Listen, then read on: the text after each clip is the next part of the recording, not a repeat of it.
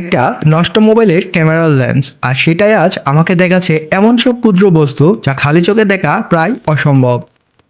আসসালামু আলাইকুম, আমি ইফতেখার রহমান আনাস, একজন ফটোগ্রাফার। ফটোগ্রাফির শুরু থেকে ম্যাক্রো ফটোগ্রাফির প্রতি আমার অন্যরকম একটা ভালো লাগা ছিল। ছোট ছোট বস্তুর ভেতরে লুকিয়ে থাকা সৌন্দর্য আমাকে সবসময় মুগ্ধ করতো। সবসময় আমি ইনসেক্টের ম্যাক্রো ফটোগ্রাফি করতাম, আর সেই সব ম্যাক্রো লেন্সগুলো আমি পুরনো ক্যামেরার লেন্স খুলে নিজেই তৈরি করে নিতাম। কিন্তু একটা প্রশ্ন মনের মধ্যে সবসময় ঘুরপাক খেত, যদি এই ক্ষুদ্র বস্তুগুলোকে আরও অনেক বড় করে প্রায় 1000 গুণ পর্যন্ত দেখা যেত, তাহলে সেগুলো আসলে কেমন দেখাতো। সেই কৌতূহল থেকে আমি গবেষণা করতে শুরু করি। অসংখ্য পরীক্ষা আর ব্যর্থতার পর শেষ পর্যন্ত একটি নষ্ট মোবাইলের ক্যামেরা লেন্স ব্যবহার করে তৈরি করেছি এমন একটি মাইক্রোস্কোপ লেন্স যা মোবাইলেই ব্যবহার করা যায়।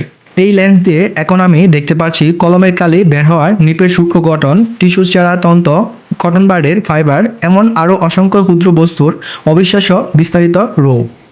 যেখানে একটা মাইক্রোস্কোপ কিনতে প্রয়োজন 15 থেকে 16 হাজার টাকা, সেখানে আপনি আপনার হাতের স্মার্টফোনটি ব্যবহার করে এবং একটা নষ্ট ফেলনা একটা স্মার্টফোনের ক্যামেরার খুলে সেই ক্যামেরা লেন্সটা দিয়ে কিন্তু আপনি তৈরি করে ফেলতে পারবেন একটা 1000 গুণ জুম করার মতো মাইক্রোস্কোপ লেন্স। চলুন দেখে নেওয়া যাক প্রতিদিন ব্যবহার করা সাধারণ জিনিসগুলো 1000 গুণ বড় হলে ঠিক কেমন দেখায়।